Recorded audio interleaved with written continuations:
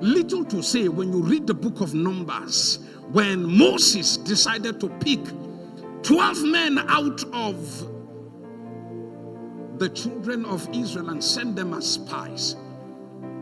They went as children of Israel and they spied the land of Canaan.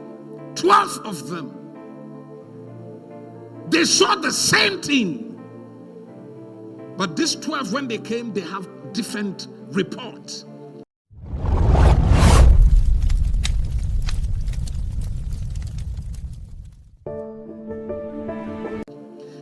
Out of the 12 saw something different completely.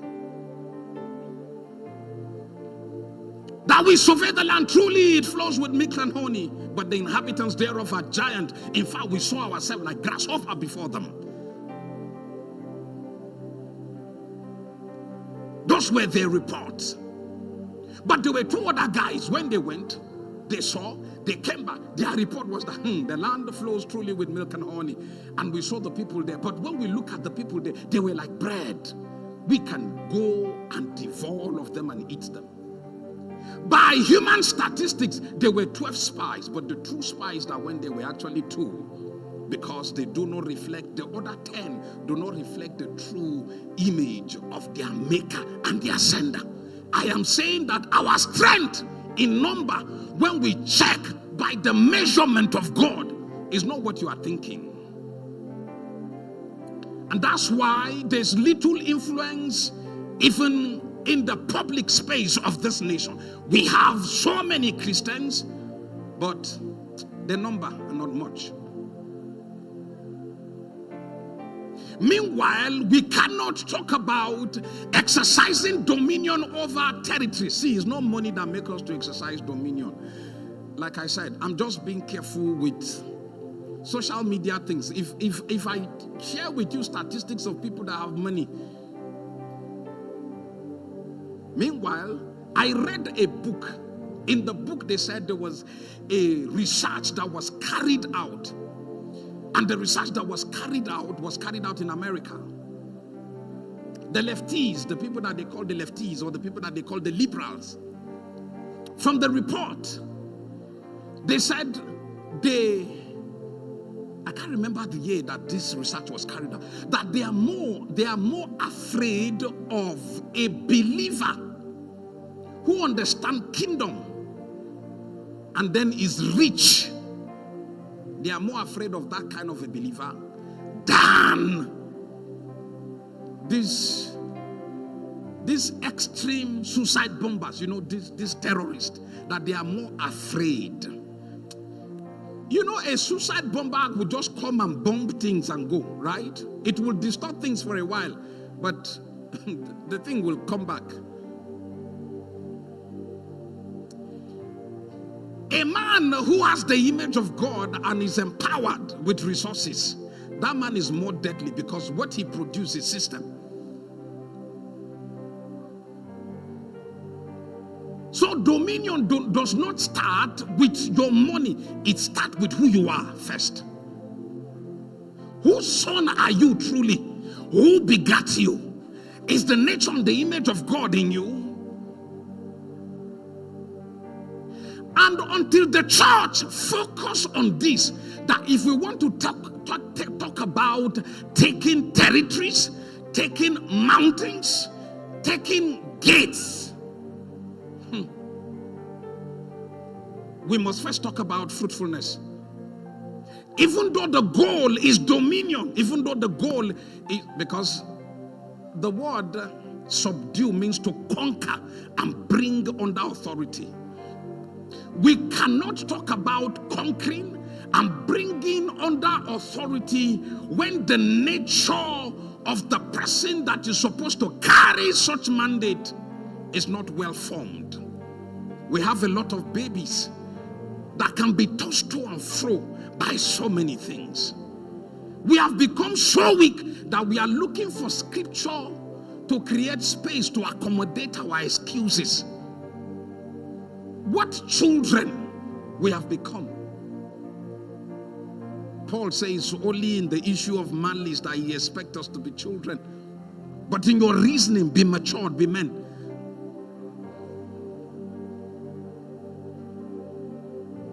He increased them, so much so that they became stronger than their enemy. Why we don't conquer is that the enemy is still stronger than us. And I'm telling you that this strength that we are talking about is not first and foremost the strength of number. It's the strength of the number of people that bear the image and the nature of God.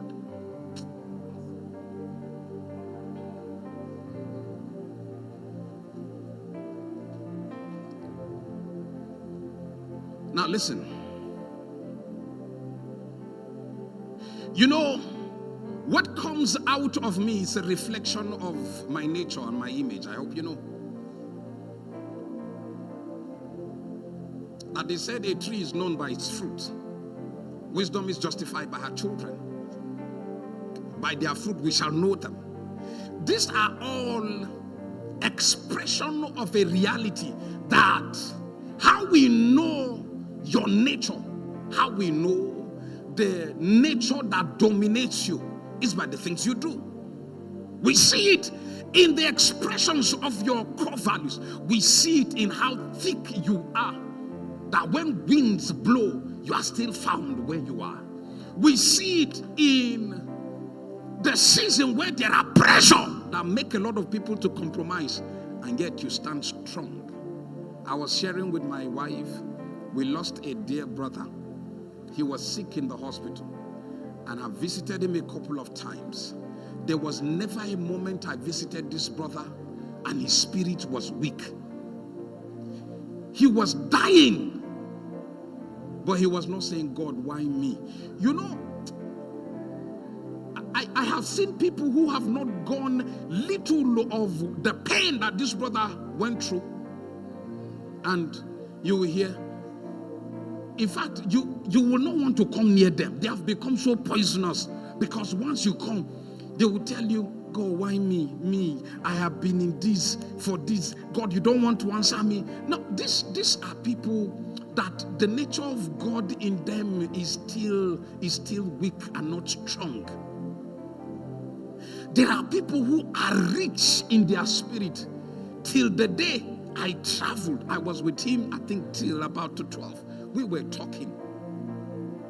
I could see his health deteriorating. But you know what? I'm telling you, that brother was strong in the spirit. There was nothing around him that was making him to doubt God or doubt his promise.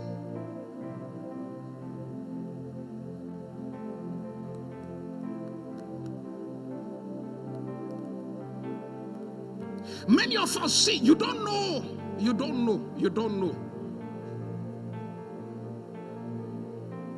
Doubt can come, fear can come, and all of that. But if fear dominates you and then you begin to live by fear, it shows us that there's so much space for fear and there's no much space for the life of God. I asked myself, if all, for example, that you think should make man comfortable has been taken away from me, will that really affect my... See, you know, the reason why sometimes we are bendable is because the nature of God has not fully taken over us. Can you really help but being who you are? When it is natural, you don't struggle. It flows whether you plan it or not. There are things that are called in biology reflex action. You don't think about them; they just flow. And when the nature of God increases in us, it is not a struggle. As in, you don't struggle to say no in the face of corruption. It's not a struggle. That millions and billions don't entice you to compromise. You don't see it as an object of compromise.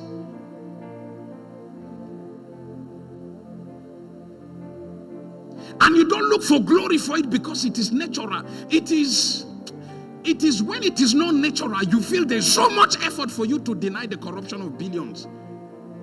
And then for that reason, you are expecting God to reward you because you have denied.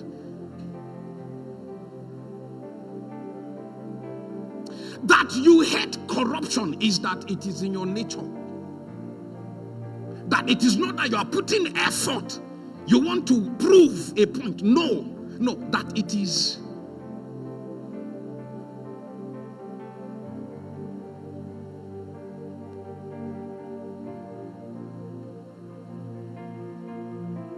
That when things begin to flow naturally from us as the sons of God,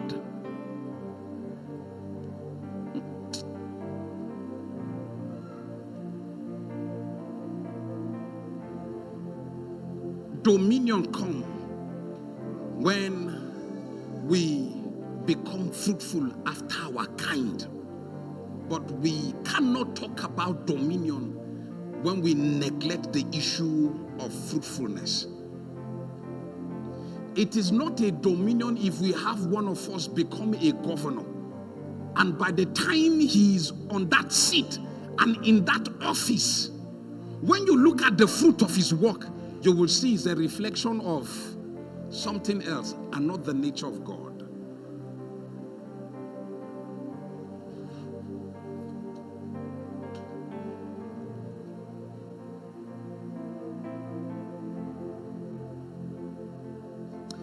We read 2 scriptures and then we will pray. Next Saturday we will continue. It is high time that we begin to bring out the truth, because I've asked myself, I said, is it true that there is any nation at all, or there's any culture, or there's any belief system that Christianity cannot conquer? Is it true?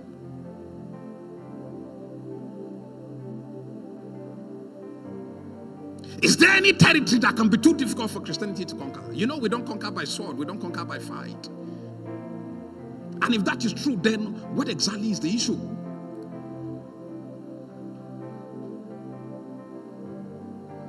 Now, if our gatherings and our population, as we celebrate,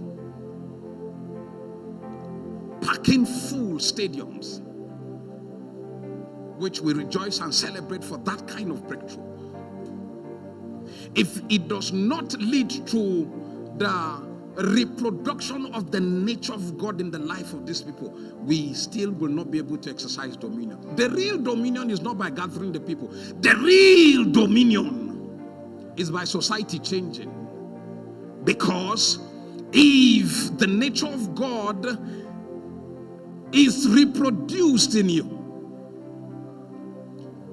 it won't be a challenge for you to take over the mountain of media.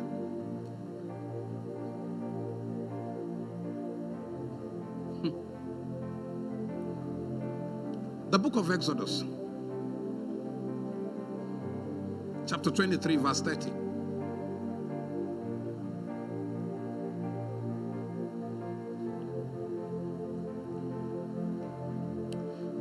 Okay, let's take the reading from verse 29.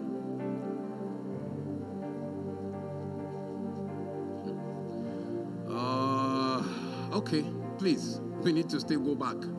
Let's say 28. Let me see. Maybe that will give us well,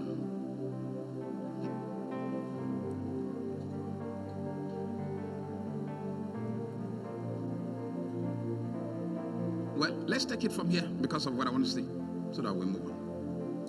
And I will send hornets before thee, which shall drive out the Hivite, the Canaanite, and the Hittite from before thee. This is God talking to the children of Israel. Verse 29, please. I will not drive them out from before thee in 1 year. Now, so what God is saying is that I could actually drive these guys out in 1 year, but I will not do that.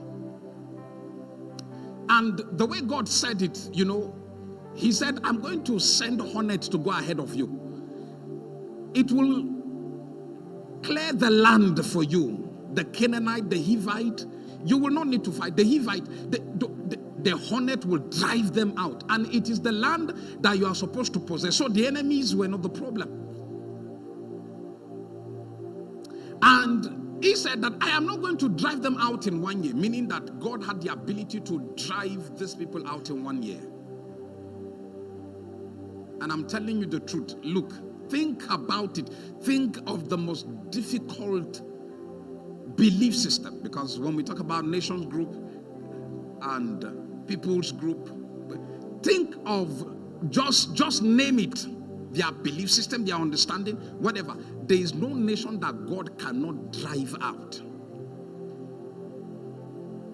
There is no mountain that influences the society that God cannot hand over. But see the concern of God. I will not drive them out from before thee in 1 year, lest the land become what? Desolate.